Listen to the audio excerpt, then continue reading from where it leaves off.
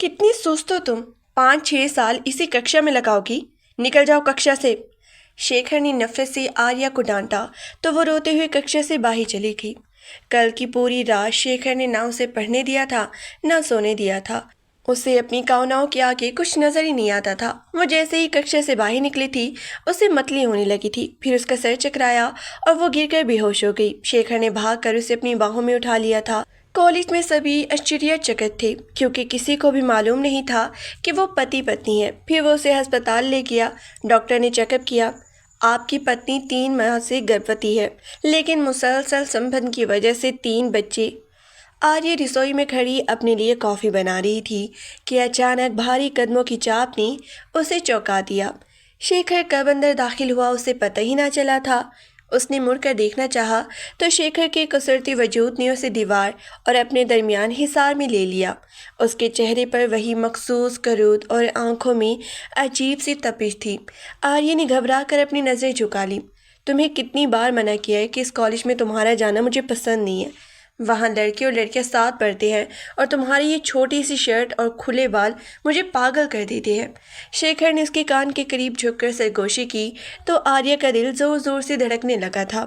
उसने हिम्मत जमा की और शेखर के सीने पे हाथ रख कर उसे पीछे धकेलने की कोशिश की। आप होते कौन है मुझे रोकने वाली? हमारी सिर्फ रोपिया हुई है। आप मेरी पति नहीं है जो मुझ पे पाबंदियां लगाएं, और मैं अपनी मर्जी के कॉलेज में जाऊंगी। आपको जो करने हैं कर ले। आर्य ने तड़क कर जवाब दिया तो शेखर की गिरफ्त उसके बाजू पर और सख्त हो गई। उसने आर्य को अपनी तरफ खींचा, यहाँ तक कि उनके दरमियान सांसों का फासला भी खत्म हो गया था। आर्य ने तड़प कर उसे दूर करना चाहा, मगर शेखर की ताकत के आगे वो बेबस थी। भूल रही हो आर्या कि बचपन से तुम मेरी हो। तुम्हारे नाम के साथ मेरा नाम जुड़ा है, और अगर तुम शराफत से नहीं मानोगी तो मैं तुम्हें अपना बनाना अच्छी तरह जानता हूँ। शेखर ने उसके माथे पर बिखरी लिट को अपनी उंगली से पीछे किया और उसके चेहरे के इतने करीब हो गया कि आर्या को अपनी सांसें रुकती हुई महसूस हुई। वो उसकी क्रोध और उसकी अंदाज से डरती थी, क्योंकि शेखर जब क्रोध में होता था तो वो अपनी हदें भूल जाता था। उसने क्रोध में आर्या के गाल को सख्ती से छुआ और फिर उसे वहीं छोड़ के बाहर निकल गया। आर्या वहीं खड़ी हाँप रही थी। उसे समझ नहीं आ रहा था कि वो उस शख्स से नफरत करे या उसके शहर में गिरफ्तार हो जाए। थोड़ी देर बाद जब वो लाउंज में पहुंची तो दादाजी और घर के बाकी बड़े वहां बैठे थे। शेखर ने दादाजी के सामने खड़े होकर बुलंद आवाज में कहा, दादाजी, मुझे ये संबंध और भी लटकाना मंजूर नहीं है। अगर आप चाहते हैं कि आर्या इस घर की बहू बने तो उसका विवाह इसी हफ्ते मेरे साथ कर दे, वरना मैं किसी और लड़की को अपनी पत्नी बनाकर इस घर में ले आऊँगा। फिर मुझसे कोई शिकवा ना करें। आर्या के हाथ से कॉफ़ी का मग छूटते छूटते बचा था। वो आश्चर्य और क्रोध से शेखर को देखने लगी थी, जिसके चेहरे पर उस वक्त फातहाना मुस्कुराहट थी। घर वाले एक दूसरे का मुंह देखने लगे थे, क्योंकि वो जानती थी कि शेखर जो कहते हैं वो कहे गुजरते हैं। आर्या ने आगे बढ़ के एहतजाज करना चाहा, मगर शेखर की एक सर्द नज़र ने उसे खामोश रहने पे मजबूर कर दिया था। उसे लग रहा था कि उसके जीवन का सबसे बड़ा इम्तिहान अब शुरू होने वाला है, जिसमें उसे इस संगदिल इंसान के साथ उम्र भर के लिए बांध दिया जाएगा, जो उसे अपनी जागीरदार समझता था। शाम में आर्या लॉन में बैठी अपने मोबाइल में मगन थी, मगर उसे महसूस हो रहा था कि सामने वाली कुर्सी पर बैठा शेखर उसे साकित नज़रों से घूर है। वो जानबूझ के नज़रअंदाज कर रही थी, मगर शेखर की मौजूदगी उसके एहसास पर सवार थी। जब वो चाय का खाली कप उठाकर रसोई की तरफ बढ़ी तो शेखर भी खामोशी से उसके पीछे चल दिया। रसोई में दाखिल होते ही आर्या ने जैसे ही सिंक में बर्तन रखे, शेखर ने पीछे से आकर उसके दोनों स्लेब पर हाथ रख कर उसे कैद कर लिया। तुम कब तक मुझसे चुराओगी आर्या? मैं जानता हूँ कि तुम भी इस संबंध को महसूस करती हो, मगर ये बिला वजह की जिद तुम्हें कहीं ना कहीं छोड़ेगी। शेखर की आवाज़ उसकी गर्दन के पीछे सिर से टकराई तो आर्या के पूरे वजूद में सनसनी दौड़ गई। उसने मुड़कर क्रोध से शेखर की आंखों में देखा, जहाँ इस वक्त क्रोध कम और तड़प ज़्यादा थी। आपको गलत फहमी हुई है। मुझे आपकी इन फजूल बातों में कोई दिलचस्पी नहीं है। आप मेरी कज़न हैं और बस, इससे ज़्यादा कुछ नहीं। आपकी ये पाबंदियाँ मुझे आपसे दूर कर रही हैं। आर्या ने उसके सीने पे हाथ रख कर उसे पीछे हटाना चाहा, मगर शेखर ने उसकी कलाई पकड़ के उसे अपने और भी करीब कर लिया। उसकी गिरफ्त इतनी मजबूत थी कि आर्या की चूड़ियों की खनखनाहट रसोई में गूंज उठी थी। शेखर ने उसकी कलाई को अपने लबों के करीब किया और इसे अपनी तीखी नज़र से देखने लगा। कज़न तो तुम किसी और की भी हो सकती हो आर्या, मगर फियांसे सिर्फ मेरी हो और पत्नी भी मेरी ही बनोगी। तुम्हारी ये तड़प और ये क्रोध मुझे बताता है कि तुम मुझसे बेखबर नहीं हो। शेखर ने उसके चेहरे पर बिखरी लिट को अपनी उंगली से कान के पीछे उड़ेसा और इसके गाल को अपनी उंगली के पूंछ से छुआ तो आर्या का सांस वहीं रुक गया। उसे शेखर की ये बेबाकी और उसका ये अंदाज हमेशा लाजवाब कर देता था। उसने एक झटके से अपना हाथ छुड़ाया और पैर पटकती हुई रसोई से बाहर निकल गई। पीछे शेखर के लबों पर एक फातहाना मुस्कुराहट थी। वो जानता था कि आर्या जितना भी इनकार करे वो उसकी गिरफ्त से निकल नहीं पाएगी। रात के जोबन पर दादाजी ने धीमे लहजे में आर्या को मुखातिब किया कि बेटी, शेखर तुम्हारा बचपन का जीवन साथी है और वह तुम्हारी हर ज़रूरत का ख्याल रखता है। उसे समझने की कोशिश करो। आर्या ने सर झुकाकर सिर्फ जी कहा, मगर उसकी नज़रें शेखर की तरफ नहीं उठी थी, जो बड़े सुकून से भोजन कर रहा था। मगर उसकी आंखें अभी भी आर्या के चेहरे के उतार चढ़ाव को नोट कर रही थी। उसे लग रहा था कि अब बात को आगे बढ़ाने का वक्त आ गया है, मगर वो आर्या को टूटते हुए नहीं बल्कि अपने सामने पिघलती हुई देखना चाहता था। रात के भोजन के बाद आर्या जल्दी से अपने कमरे में चली गई थी ताकि शेखर की नज़रों से बच सके, मगर उसे क्या मालूम था कि शेखर इतनी आसानी से उसे पीछे नहीं छोड़ने देगा। वो बेड पर लेटी किताब खोलने की कोशिश कर रही थी, मगर उसका जहन मुसलसल रसोई वाले सीन में अटका हुआ था। शेखर के लिमिस की तपिश अब भी उसके गालों पर महसूस हो रही थी, जिसने उसे बेचैन कर रखा था। अचानक कमरे का दरवाज़ा बगैर दस्तक दिए खुला और शेखर अंदर दाखिल हुआ। आर्या हड़बड़ा के बैठ गई और क्रोध से उसे देखने लगी थी। आप यहाँ क्या कर रही हैं? शेखर, क्या आपको तमीज़ नहीं है कि किसी के कमरे में आने से पहले इजाज़त ली जाती है? आर्या ने किताब एक तरफ पटकते हुए कहा तो शेखर ने बड़े इत्मीनान से कमरे का दरवाज़ा अंदर से लॉक कर दिया और धीरे धीरे उसकी तरफ बढ़ने लगा। उसकी आंखों में इस वक्त एक अजीब सी शरारत और क्रोध था, जो आर्या के कदम लड़खड़ा देने के लिए काफ़ी था। वो बेड की दूसरी तरफ होने लगी, मगर शेखर ने एक ही जुस्त में उसका रास्ता रोका और उसे बेड के साथ लगाकर महसूर कर लिया। तमीज़ मैंने सिर्फ उन लोगों के लिए रखी है जो मेरी अपनी नहीं होती आर्या।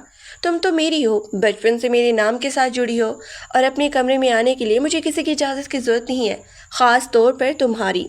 शेखर ने उसके चेहरे के इतने करीब होकर कहा कि आर्या को उसकी गर्म सांसें अपने लबों पे महसूस होने लगी।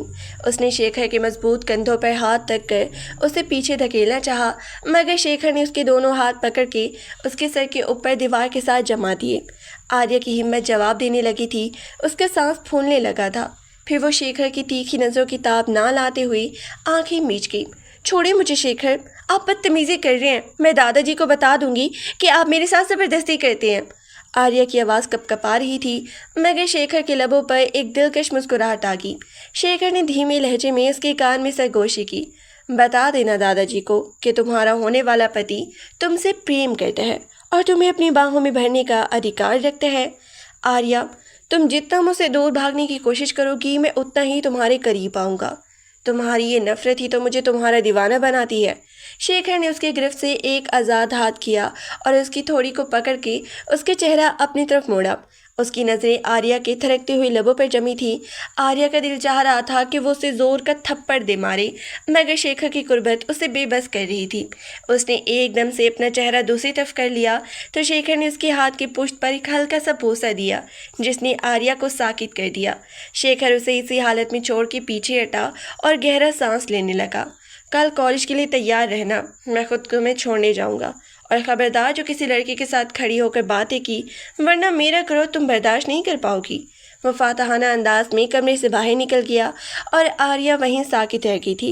उसका दिल इतनी ज़ोर से धड़क रहा था, उसे लगा कि वो अभी बाहर आ जाएगा। उसे शेखर की ज़बरदस्ती से सख्त चिढ़ थी, मगर वो ये भी जानती थी कि शेखर उसे अपनी उंगलियों पर नचाना चाहता है। शेखर के जाने के बाद आर्या वहीं बेड पे ढेर हो गई थी। उसका सांस अब भी बेतरतीब था और दिल की धड़कनें काबू में नहीं आ रही थी। उसने अपने दोनों हाथों से अपने दहकते गालों को छुआ, जहां शेखर की लिमिस की तपिश अब भी बरकरार थी। वह शख्स से नफरत करना चाहती थी। वो चाहती थी कि शेखर उसके सामने ना आए, मगर वो जितना उससे दूर भागती, शेखर उतनी ही शिद्दत से उसके पास आ जाता था। आखिर चाहता क्या है मुझसे? क्यों हर वक्त मुझ पर अपनी मर्जी मुसल्लत करता है? कभी मेरा गुरु बन जाता है तो कभी मेरा स्वामी बनने की कोशिश करता है। क्या रुपये का ये मतलब है कि मैं अपनी ज़िंदगी जोना छोड़ दूँ? आर्या ने क्रोध और बेजारी से सोती हुई तकिए उठाकर दीवार पर दे मारा। उसकी आंखों में नमी तैरने लगी थी। वो एक आज़ाद परिंदे की तरह उड़ना चाहती थी, मगर शेखर ने उसके गिर्द पाबंदियों का एक पिंजरा बुन दिया था। उसे शेखर का वो बेबाक अंदाज और वो बेबाक नज़र याद आने लगी थी, जो उसे अंदर तक पिघला देती थी। वो अपनी भावनाओं से लड़ रही थी, क्योंकि उसे लग रहा था कि अगर वो शेखर के सामने झुक गई तो उसकी अपनी पहचान ख़त्म हो जाएगी। दूसरी तरफ शेखर अपने कमरे की बालकनी में खड़ा रात की ठंडी हवा के झोंके में खुद को पुरसुकून करने की नाकाम कोशिश कर रहा था। उसके हाथ की मुट्ठियां भींची हुई थी। वो आर्या की इस बेरुखी और उसकी हर बात पे इनकार से थक चुका था, मगर उसके प्रेम उस पर इस कदर हावी थे कि वो उसे छोड़ने का तसव्वुर भी नहीं कर सकता था। उसने सिगरेट सुलगाई और धुएं के मरगोले में आर्या का वो मासूम और क्रोध से भरा चेहरा देखने लगा।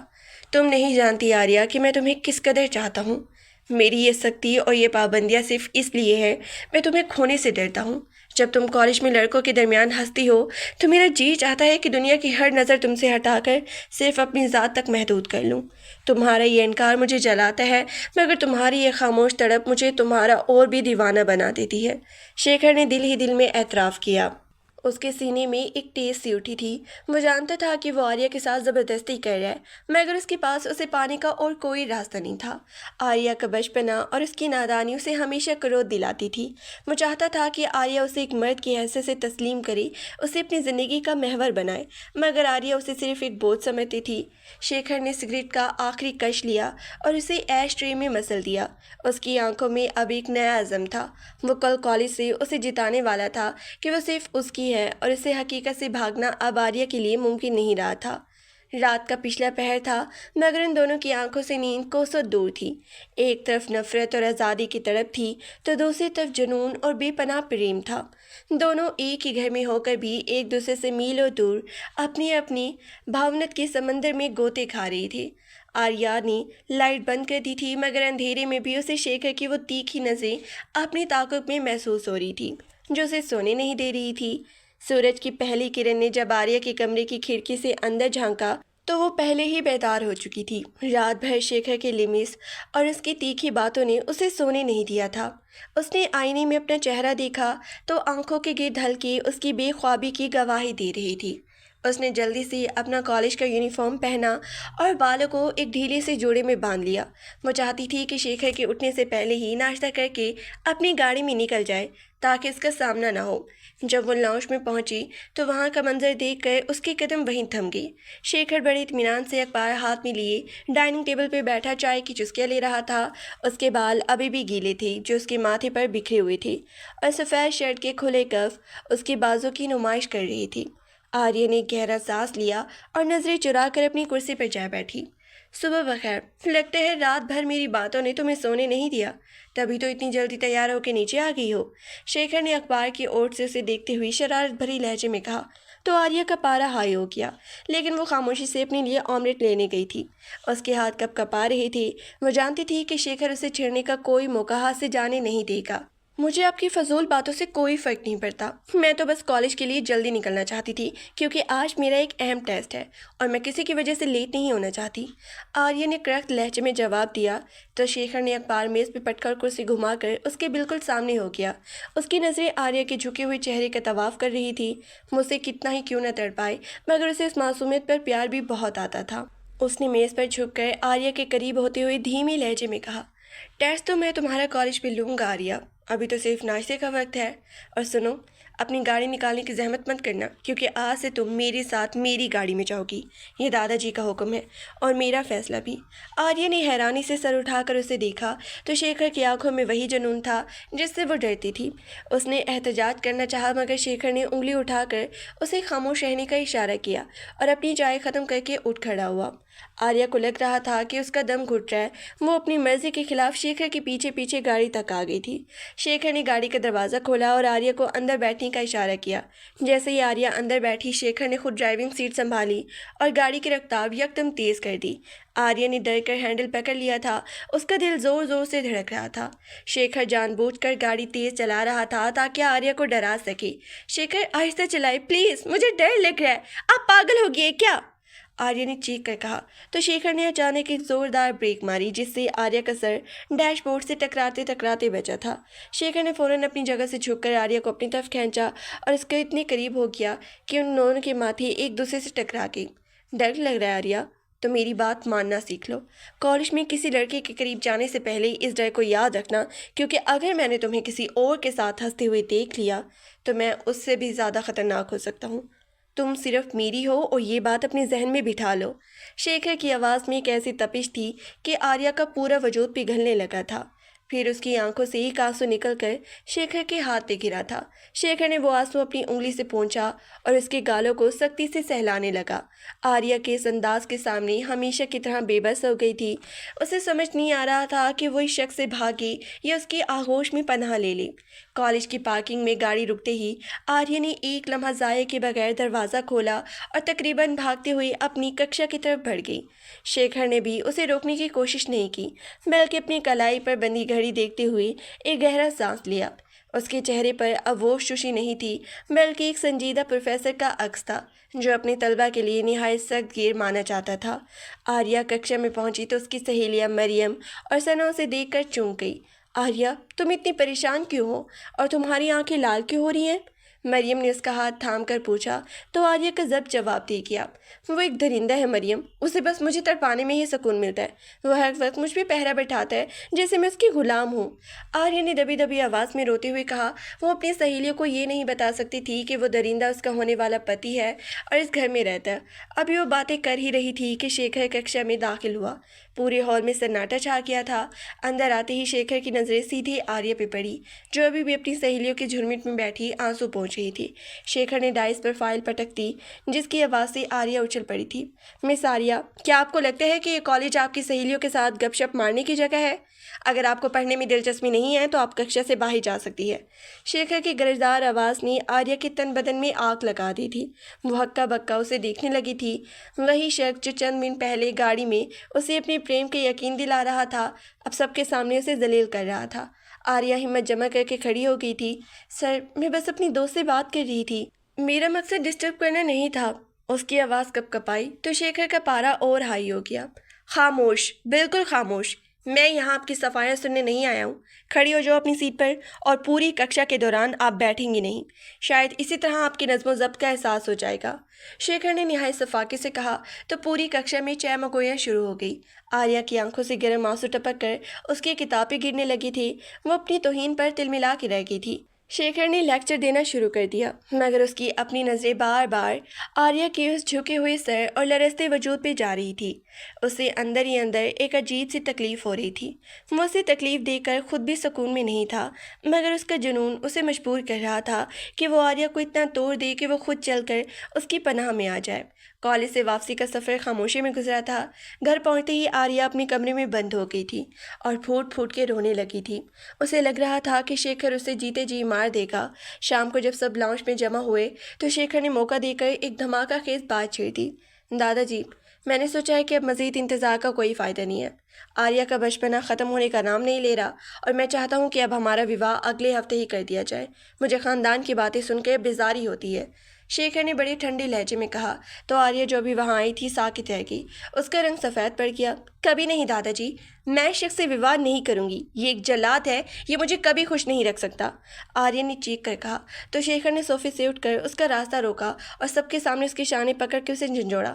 तुमसे पूछा किसने आर्या? ये संबंध बचपन से तय है और अब ये होकर रहेगा। तुम जितना इनकार करोगी मैं उतना ही जल्दी तुम्हें अपने नाम के साथ जोड़ूंगा। शेखर की आंखों में इस वक्त वो वहशियाना प्रेम थी जो आर्या को खौफजदा कर रही थी। दादाजी ने क्रोध से शेखर को देखा, मगर शेखर ने साफ कह दिया कि अगर अब विवाह ना हुआ तो इस घर की दहलीज पार कर जाएगा। घर वाले आर्या के इनकार से डर रही थी, मगर शेखर के जुनून के आगे सब बेबस नजर आ रही थी। आर्या भागकर अपने कमरे में चली गई थी। वो दरवाज़ा लॉक कर लिया था। उसे लग रहा था कि उसकी आज़ादी के तमाम रास्ते बंद हो जा रहे हैं। रात का पिछला पहर था और आर्या का कमरा तारीखी में डूबा हुआ था। वो बेड पर ऊंधे मुंह लेटी तकिए में मुंह छुपाए सिसकिए भर रही थी। उसका पूरा वजूद शेखर की दादी जिसके सामने कही गई बातों से कांप रहा था। उसे लग रहा था कि उसकी ज़िंदगी का फैसला इसकी मर्ज़ी के बगैर ही किया जा रहा है और वो बेबस तमाशाई बनी हुई। उसने आंसू पोंछे और उठकर खिड़की के पास आके खड़ी हुई, जहां चांद की चांदनी उसके उदास चेहरे को मुनव्वर कर रही थी। अचानक खिड़की खुली और एक साया अंदर दाखिल हुआ। आर्या डर के मारी चीखने ही वाली थी कि शेखर के मजबूत हाथ ने उसका मुंह बंद कर दिया। उसकी आंखों में इस वक्त जुनून था जिसने आर्या के हिसाब को शेल कर दिया था। शेखर ने उसे कमर से पकड़ के दीवार के साथ जमा दिया और उसका चेहरा अपने इतने करीब कर लिया कि आर्या को उसकी तेज सांसें अपने गालों पे महसूस होने लगी। चीखना मत आर्या, घर वाले जाग जाएंगे और ये देखकर क्या सोचेंगे कि तुम्हारा होने वाला पति रात की इस पहर तुम्हारे कमरे में क्या कर रहा है। शेखर ने उसके कान के करीब सरगोशी की तो आर्या का दिल जोर जोर से धड़कने लगा था। उसने शेखर के हाथ को अपने मुंह से हटाने की कोशिश की, मगर शेखर की गिरफ्त और सख्त हो गई थी। उसने आर्या की थोड़ी को पकड़ के उसका चेहरा अपनी तरफ मोड़ा। उसकी नज़रें आर्या के दहकते हुए लबों पर जमी थी। छोड़े मुझे शेखर, आप बदतमीजी कर रहे हैं। आर्या की आवाज़ कपकपा रही थी, मगर शेखर के लबों पर एक दिलकश मुस्कुराहट आ गई थी। तुम इनकार करोगी आर्या, मगर मैं जानता हूँ कि तुम्हारा दिल क्या चाहता है। ये धमकियाँ मुझे नहीं रोक सकती। विवाह तो होकर रहेगा और फिर तुम मेरी हो, मेरी सिर्फ मेरी। शेखर ने उसके चेहरे पर बिखरी लिट को अपनी उंगली से पीछे किया और उसे उसी हालत में छोड़कर पीछे हट गया। उसका सांस फूल रहा था और आंखों में अब भी वही जुनून था। वो आर्या को एक आखिरी नज़र देखकर खिड़की के रास्ते बाहर निकल गया और आर्या वहीं साकित खड़ी रह गई थी। उसके सांस से निकलना अब उसके लिए मुमकिन नहीं था। अगले दिन लाउंज में तनाव इस कदर था कि हवा भी बोझल लग रही थी। दादाजी ने सोफे पर टेक लगाते हुए आर्या को मुखातिब किया, जो सुर्ख आंखों के साथ सामने खड़ी थी। बेटी, हमने फैसला किया है कि अगले जुमे तुम्हारा और शेखर का विवाह कर दिया जाए। अब इस बहस का कोई फ़ायदा नहीं है। आर्या को लगा जैसे उसके कानों में पिघला हुआ सीसा भर दिया गया हो। उसने बेयकीनी से अपने पिताजी की तरफ देखा, मगर उन्हें नज़रें झुका ली। आप लोग मेरे साथ ऐसा कैसे कर सकती हैं कि मेरी पसंद और नापसंद की कोई अहमियत नहीं है। मैं इस शख्स से विवाह नहीं करूँगी। मैं सबके सामने इनकार कर दूँगी। याद रखिएगा, आप सबकी इज्जत खाक में मिल जाएगी। आर्या ने धाड़ी मार मार के रोते हुए कहा तो शेखर, जो वहीं खड़ा था, एक पल के लिए लरज़ गया। उसके चेहरे की रंगत बदली और दिल में एक अनजाना सा खौफ बैठ गया कि अगर वाकई ही आर्या ने ऐसा कर दिया तो वो क्या करेगा। मगर उसने अपने चेहरे पर वही संग दिलाना मुस्कुराहट सजाई और आर्या के करीब जाकर उसके कान में दबी आवाज़ में बोला, इनकार करके देखना आर्या, फिर तुम शेखर का वो रूप देखोगी जो तुम्हारे वहमो गुमान में भी नहीं है। तुम सिर्फ मेरी हो और ये विवाह होकर रहेगा, चाहे मुझे तुम्हें ज़बरदस्ती विवाह के वक्त क्यों ना लाना पड़े। शेखर ने उसके आंसू से भीगे गालों को अपनी उंगली से छुआ तो आर्या ने नफरत से अपना चेहरा परे कर लिया। उसे लग रहा था कि वह कैसे जाल में फंस चुकी है जहां से निकलने का कोई रास्ता नहीं है। पूरे हफ्ते घर में विवाह की तैयारियां चलती रही। आर्या ने खुद को कमरे में बंद कर लिया था। ना तो वो कुछ खाती थी ना पीती थी, बस रोती रहती थी। मगर जब विवाह का दिन आया तो अपनी माँ के आंसू देखकर वो टूट गई। उसे लगा कि उसकी एक नाव उसके पिताजी की पगड़ी उछाल देगी। जुम्मे की शाम जब पंडित जी ने उससे पूछा तो आर्या के लब लरस रहे थे। उसने दूर बैठे शेखर को देखा, जो काब जैसी नज़रों से उसे ही घूर रहा था। आर्या ने एक गहरा सांस लिया और भरी हुई आवाज़ में हाँ कहते ही शेखर के दिल को जैसे करार आ गया था। उसने फातहाना नज़रों से उसे देखा, जैसे वो कह रहा हो कि तुम मेरी ही हो और मेरी ही रहोगी। विवाह के बाद आर्या को शेखर के कमरे में बिठा दिया गया था। वो सुर्ख अरोसी जोड़े में किसी परी से कम नहीं लग रही थी, मगर उसके चेहरे पर उदासी और नफरत की गहरी तहें थी। अचानक कमरे का दरवाज़ा खुला और शेखर अंदर दाखिल हुआ। उसने दरवाज़ा लॉक किया और आहिस्ता आहिस्ता बेड की तरफ बढ़ने लगा। आर्या ने घबरा के अपना दुपट्टा संभाला और बेड की दूसरी तरफ होने लगी। करीब मत आइएगा शेखर, मैंने सिर्फ अपने घर वालों की इज्जत के लिए विवाह किया है। इसका मतलब ये हरगिज़ नहीं है कि मैंने आपको अपना ज़ातीपन मान लिया है। मुझे हाथ भी मत लगाइएगा। आर्या की आवाज़ में क्रोध और कपकपाहट दोनों थी। शेखर ने अपनी शेरवानी का बटन खोला और एक झटके से आर्या का हाथ पकड़कर उसे अपनी बाहों में खींच लिया। आर्या उसके सीने से जा टकराई थी। शेखर की नज़रों में उस वक्त वो जुनून था जो आर्या के तमाम दिफाई बंधन तोड़ देने के लिए काफ़ी था। पत्नी साहिबा, अब आप मेरी कैद में हैं और इस कैद से भागना अब नामुमकिन है। तुम जितना मुझे रोकोगी मैं उतने ही तुम्हारे करीब आऊँगा, क्योंकि मैंने इस दिन का बरसों इंतज़ार किया। शेखर ने उसके चेहरे से घूंघट हटाया और उसकी आंखों में झांकते हुए उसके लबों के बहुत ही करीब हो गया।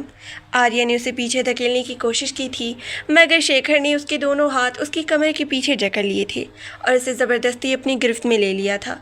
आर्या की मज़ाहमत आहिस्ता आहिस्ता दम तोड़ने लगी थी क्योंकि शेखर का लिमिस और उसकी तीखी सांसें उसे बेखुद कर रही थी। अब तुम सिर्फ मेरी हो आर्या, सिर्फ मेरी। विवाह की इस पहली रात की तपिश अभी आर्या के वजूद से निकली ही नहीं थी कि सुबह की पहली किरण ने कमरे की खिड़की से झांक कर उसे बेदार कर दिया। आर्या ने बोझल आंखें खोली तो खुद को शेखर के मजबूत हिसार में पाया। शेखर अब भी गहरी नींद सो रहा था, मगर उसका एक बाजू आर्या की कमर के गिर्द हायल था, जिसे वो नींद में भी उसे खुद से दूर नहीं होने देना चाहता था। आर्या ने तड़प कर खुद को छुड़ाने की कोशिश की तो शेखर की गिरफ्त और सख्त हो गई। उसने आंखें खोले बगैर ही आर्या को अपनी ओर करीब कर लिया।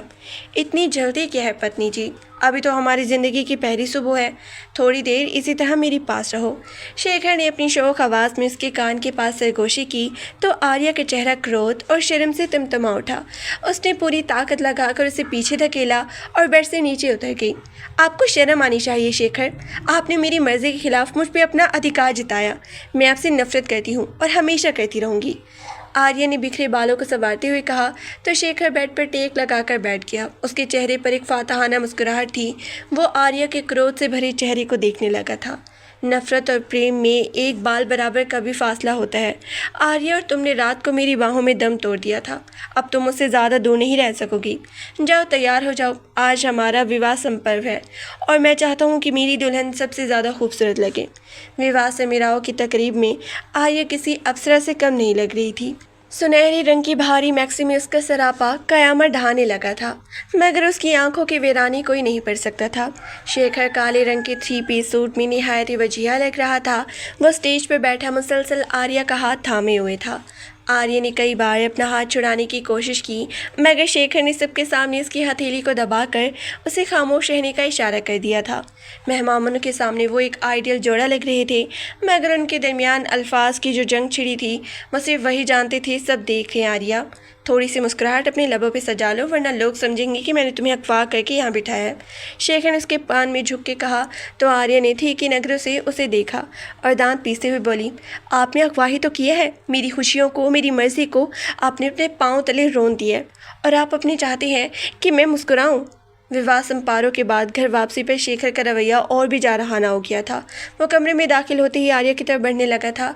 आर्या ने सोफे पर बैठ के अपना जेवर उतारना शुरू किया ही था कि शेखर ने पीछे से आकर उसके गले का हार उतारने में उसकी मदद शुरू कर दी। उसके सर्द हार जब आर्या की गर्दन से टकराए तो उसे झुरझुरी आ गई। छोड़े, मैं खुद कर लूँगी, मुझे आपकी मदद की ज़रूरत नहीं है। आर्या ने उसे झटकना चाहा, मगर शेखर ने उसे घुमा कर अपनी तरफ किया और उसकी आंखों में झांकते हुए बोला, तुम्हें हर मोड़ पर मेरी ज़रूरत पड़ेगी आर्या। चाहे तुम मानो या ना मानो, तुम मेरी पत्नी हो और मैं तुम्हारा पति। हकीकत अब बदली नहीं जा सकती। शेखर ने उसे अपनी बाहों में भर लिया था और इसके एहतजाज को अपने रोमांटिक अंदाज से खामोश कर दिया था। वो हर रात उसे प्रेम का यकीन दिलाने की कोशिश करता था, मगर उसका तरीका हमेशा ज़बरदस्ती का होता था। आर्या को लगता था कि शेखर सिर्फ उसे हासिल करना चाहता है, उसे उसकी भावनाओं की कोई परवाह नहीं है। इसी तरह एक हफ्ता गुजर गया था। इन 7 दिनों में आर्या ने हर पल शेखर से लड़ने की कोशिश की, मगर वो हर बार उसे लाजवाब कर देता था। कभी वो उसे ज़बरदस्ती खाना खिलाता तो कभी उसके बाल संवारने बैठ जाता। आर्या की बेरुखी उसे मज़ीद जुनूनी बना रही थी। वो जितना पीछे हटती शेखर उतने ही आगे बढ़ता था। एक हफ्ते बाद जब कॉलेज जाने का दिन आया तो आर्या ने सोचा था कि शायद अब कॉलेज में उसे सुकून मिलेगा, मगर उसे क्या मालूम था कि शेखर ने वहाँ के लिए कुछ और ही सोच रखा है। सुबह नाश्ते की मेज़ पर शेखर ने बड़ी रौब से कहा, आर्या, आज से तुम अपनी गाड़ी में नहीं जाओगी, तुम मेरे साथ चलोगी और कॉलेज में हमारा संबंध किसी पे जाहिर नहीं होना चाहिए। वहाँ तुम सिर्फ मेरी स्टूडेंट हो और मैं तुम्हारा प्रोफेसर। अगर तुमने कोई भी ऐसी हरकत की जिससे मेरी वक़ार पे आँच आए तो घर आकर उसका हिसाब मैं तुमसे लूँगा। आर्या ने खामोशी से अपना सर झुका लिया था। उसे लग रहा था कि शेखर ने उसे हर तरफ से जंजीरों में जकड़ लिया है। कॉलेज की पार्किंग में उतरते वक्त शेखर का रवैया बिल्कुल बदल गया। वो एक अजनबी की तरह गाड़ी से उतरा और कक्षा की तरफ बढ़ गया था। आर्या उसके पीछे पीछे चल रही थी और उसके दिल में इंतकाम की आग भड़क रही थी। उसे मालूम नहीं था कि कॉलेज के बंद कमरों में शेखर उसे किस तरह टॉर्चर करने वाला है। कॉलेज के वसी हॉल में कदम रखते ही आर्या को लगा जैसे उसके पैरों में वजनी बेड़ियाँ डाल दी गई हों। शेखर उसे चंद कदम आगे निहायत वक़ार और बेनियाज़ी से चल रहा था, जैसे वो उसे जान तक ना हो। कक्षा में दाखिल होते ही शेखर ने डाइस संभाला और अपनी मखसूस तीखी नज़र से पूरी कक्षा का जायज़ा लेने लगा। आर्या ने नज़र झुकाकर आखिरी बेंच की तरफ बढ़ना चाहा, मगर शेखर की आवाज़ उसे वहीं मुंजमद कर गई थी। मिस आर्या, आप वहाँ क्यों जा रही हैं? आपका टेस्ट स्कोर पिछले हफ्ते बहुत ही कम रहा है, इसलिए आप सबसे अगली नशिस्त पे बैठेंगी ताकि मैं खुद आपकी कारकर्दगी पर नज़र रख सकूं। शेखर ने निहायत सर्द लहजे में कहा तो पूरी कक्षा में एक सरगोशी सी दौड़ गई। आर्या का चेहरा शर्म से सुर्ख हो गया था। वो खामोशी से पहले बेंच पे आकर बैठ गई थी। उसे अपने अंदर एक लावा पकता हुआ महसूस हो रहा था। लेक्चर के दौरान शेखर ने जानबूझकर एक ऐसा पेचीदा सवाल पूछा जिसका जवाब किसी के पास नहीं था, और फिर उसने तंजिया नज़रों से आर्या को देखा। जी मिस आर्या, आप बताएंगे इसका जवाब, या फिर आपका दिमाग सिर्फ घर के कामों और फैशन में ही चलता है? आर्या की आंखों में आंसू तैरने लगे थे। वो खड़ी तो हो गई थी मगर उसकी ज़ुबान ने साथ नहीं दिया था। कक्षा के कुछ लड़के दबी दबी हंसने लगे थे। शेखर ने एक कदम आगे बढ़ाकर उसकी डेस्क पे हाथ रखा और झुककर सिर्फ उसे सुनाई देने वाली आवाज़ में बोला, कॉलेज में तुम सिर्फ एक फेल स्टूडेंट हो आर्या। यहाँ तुम्हारा ये हुस्न और तुम्हारी अकड़ काम नहीं आएगी। आर्या ने एक झटके से अपनी किताबें उठाई और बगैर कुछ कहे कक्षा से बाहर भाग गई। उसे लग रहा था कि इसका दम घुट जाएगा। वो कॉलेज के लॉन में एक बेंच पर बैठ के फूट फूट के रोने लगी। उसके दिल में तलखी का एक समंदर था। मैंने सोचा था कि शायद विवाह के बाद ये शख्स बदल जाएगा, शायद इसे मेरी भावनाओं का एहसास होगा, मगर ये तो पहले से भी ज़्यादा पत्थर दिल निकला है। उसे तो बस मुझे नीचे दिखाने में सुकून मिलता है। काश मैं इस विवाह के लिए कभी हाँ ना करती। आर्य ने अपने आंसू पोंछते हुए सोचा। उसे शेखर की वो रात वाली गुर्बत याद आई जब उसे किसी भयानक ख्वाब की तरह लग रही थी। उसे लग रहा था कि शेखर उसे प्रेम नहीं बल्कि अपनी अना की तस्कीन के लिए इस्तेमाल कर रहा है। दूसरी तरफ शेखर अपने ऑफिस में अकेला बैठा था। उसने क्रोध में मेज़ पे पड़ी पेपर वेट दीवार पे दे मारी थी। उसका अपना दिल इस वक्त बुरी तरह तड़प रहा था। उसे आर्या का वो रोता हुआ चेहरा और वो लरसते हुए लब याद आ रहे थे जो उसे अंदर से काट रहे थे। मैं क्या कर रही हूँ? क्यों मैं उसे इस कदर तकलीफ़ दे रहा हूँ? मैं तो उसे दुनिया की हर खुशी देना चाहता था, मगर मेरा ये जुनून मुझे क्या बना रहा है? वो मेरी पत्नी है, मेरी जान है, और मैं उसे सबके सामने जलील कर रहा हूँ। शेखर ने अपने दोनों हाथों से अपना सर पकड़ लिया था। उसने खुद को सज़ा देने के लिए अपने हाथ की मुट्ठी दीवार पे दे मारी थी, यहाँ तक कि उसके जोड़ सुर्ख हो गए थे। उसे अपनी ज़ात से घिन आने लगी थी। वो आर्या से बेपनाह प्रेम करता था, मगर उसका इजहार हमेशा गलत तरीके से होता था। वो डरता था कि अगर उसने नरमी दिखाई तो आर्या उसे छोड़ के चली जाएगी। वो उसे अपना गुलाम बना के रखना चाहता था ताकि वो कभी किसी और की तरफ ना देख सके, मगर उसे एहसास हो रहा था कि इस तरह वो आर्या के दिल में अपने लिए नफरत पैदा कर रहा है। जब वो घर पहुंचे तो गाड़ी में भी खामोशी का राज था। घर के गेट पर उतरते ही आर्या भागकर अपने कमरे में चली गई।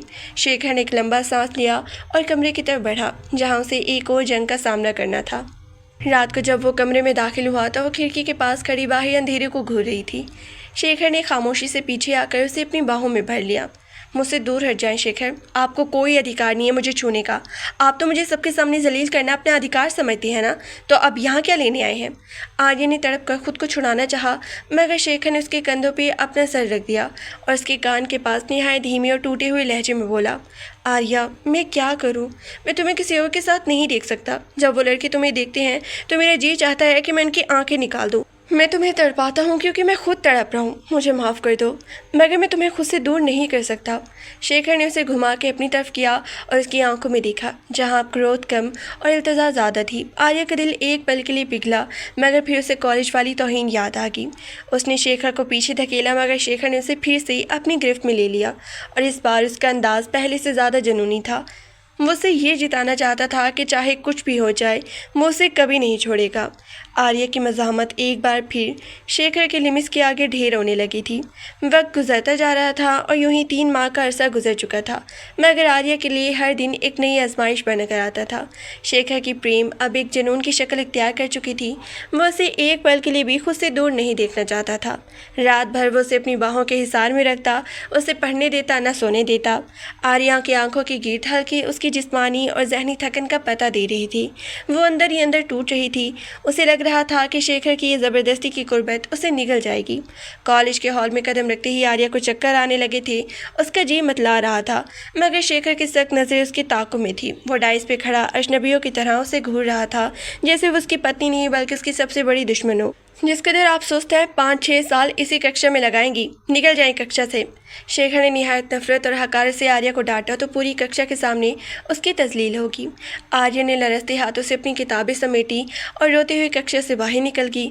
उसे शेखर के इस दोहरे रूप से घिन आने लगी थी। रात भर उसे अपनी कामनाओं की भट्टी में जलाने वाला शख्स दिन में उसे सबके सामने जलील करना अपना अधिकार समझता था। जैसे ही वो कॉरिडोर में पहुंची उसे शदीद मतली होने लगी। उसका सर चकराया और दुनिया उसकी नज़रों के सामने अंधेरी हो गई। वो एक ज़ोरदार आवाज़ के साथ फर्श पर गिर कर बेहोश हो गई थी। शेखर जो कक्षा में साकित खड़ा था, आर्या के गिरने की आवाज़ सुनते ही दीवाना वार बाहर भागा। उसका सारा वकार और सारी अना एक पल में खाक में मिल गई थी। उसने तड़प के आर्या को अपनी बाहों में उठा लिया था। कॉलेज के तमाम तालबा और उस्ताद आश्चर्यचकित रह गए थे। किसी को मालूम नहीं था कि ये प्रोफेसर उस लड़की के लिए इतना बेचैन क्यों है। शेखर की आंखों में उस वक्त सिर्फ खौफ था। वो उसे अपनी गाड़ी में डाल के पागलों की तरह अस्पताल की तरफ भागा। डॉक्टर प्लीज़ मेरी पत्नी को देखिए, इसे क्या हुआ है? वो अचानक बेहोश हो गई है, शेखर ने अस्पताल के कॉरिडोर में चिल्लाते हुए कहा तो नर्स फौरन आई, स्ट्रेचर पर डालकर उसे अंदर ले गई। शेखर बाहर खड़ा दीवारों से टकरा रहा था। उसे अपनी हर ज्यादती याद आ रही थी। उसे याद आ रहा था कि किस तरह आर्या उसे पढ़ने का वास्ता देती थी और वो उसे खामोश करवा देता था। थोड़े समय बाद लेडी डॉक्टर बाहर आई। उनके चेहरे पर संजीदगी थी। मिस्टर शेखर, आपकी पत्नी 3 माह से गर्भवती है, लेकिन मुसलसल जिस्मानी संबंध और शदीद जहनी दबाव की वजह से उनकी हालत बिगड़ चुकी है। टेस्ट में ये बात सामने आई है कि उनके पेट में ट्रिपलेट्स यानी 3 बच्चे थे, मगर अफसोस कि वो अब जिंदा नहीं रहे। मुसलसल टॉर्चर की वजह से वो वहीं ख़त्म हो चुके हैं। हमें फ़ौरन ऑपरेशन करना होगा, वरना आपकी पत्नी की जान को खतरा है। डॉक्टर की बात किसी एटम बम की तरह शेखर के सर पे गिरी। उसके पाँव तले से ज़मीन निकल गई। 3 बच्चे, उसकी अपनी औलाद, इसके अपने जुनून की भीनत चढ़ गए थे। वो वहीं फर्श पर ढेर हो गया और धाड़े मार मार के रोने लगा। उसे महसूस हुआ कि उसने अपनी अना की खातिर अपना सब कुछ लौटा दिया। ऑपरेशन के बाद जब आर्या को होश आया तो वो बिल्कुल साकित थी। उसकी आंखों में ज़िंदगी की कोई रमक बाकी नहीं थी। शेखर उसके बेड के पास बैठा उसका हाथ थाम के रो रहा था, मगर आर्या ने एक झटके से अपना हाथ पीछे कर लिया। दूर हो जाए मुझसे शेखर, मैं आपकी शक्ल भी नहीं देखना चाहती। आपने मुझसे मेरी ममता छीन ली। आप एक कातिल हैं, मेरे बच्चों के कातिल हैं। आर्या की आवाज़ में इतनी नफरत थी कि शेखर का कलेजा मुंह को आने लगा। वो उसके कदमों में गिर गया और गिड़गिड़ा के माफ़ी मांगने लगा। आर्या, मुझे माफ़ कर दो, मैं अंधा हो गया था। मुझे नहीं मालूम था कि मेरी प्रेम तुम्हारे लिए मौत बन जाएगी। मैंने तुम्हें पाने की चाह में सब कुछ खो दिया। मैं तुम्हारा अपराधी हूँ। आर्या की आंखों से खामोश आंसू बहने लगे। उसे शेखर की नदामत पे तरस नहीं बल्कि क्रोध आ रहा था। मगर अगले चंद दिनों में शेखर ने खुद को बिल्कुल बदल लिया। वो दिन रात आर्या के सराहने बैठा रहता, उसे अपने हाथों से खाना खिलाता, उसे दवाएं देता और उसके पाँव दबाता। उसने आर्या को हाथ तक लगाना छोड़ दिया था। वो सिर्फ उसकी सेवा करता था। आर्या ने देखा कि शेखर की आंखों में अब वो वैश्याना चमक नहीं बल्कि गहरा पछतावा और सच्ची प्रेम थी। मैंने तुम्हें हमेशा ज़बरदस्ती हासिल करना चाह रिया, क्योंकि मुझे डर था कि तुम मुझे कभी कबूल नहीं करोगी। मगर अब मैं जान किया हूँ कि प्रेम ज़बरदस्ती नहीं बल्कि त्याग से जीती जाती है। मैं तुम्हें आज़ाद करता हूँ, अगर तुम चाहो तो मुझे छोड़ के जा सकती हो। शेखर ने जब रोते हुए ये कहा तो आर्या का दिल पिघल गया।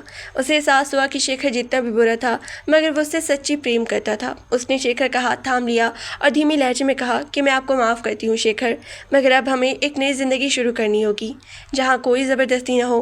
वक्त गुजरता गया। शेखर और आर्या के दरमियान अब वो तलखी ख़त्म हो चुकी थी। शेखर अब कॉलेज में भी आर्या का सबसे बड़ा सपोर्टर बन चुका था। चंद माह बाद घर में एक बार फिर खुशी की खबर आई थी। आर्या दोबारा उम्मीद से थी। इस बार शेखर ने उसे फूलों की तरह संभाल के रखा था। पूरा परिवार खुश था और शेखर की आंखों में अब वो सुकून था जो उसके बरसों की तड़प के बाद मिला था। उनकी प्रेम अब एक खूबसूरत संबंध में बदल चुकी थी, जहाँ सिर्फ एहतराम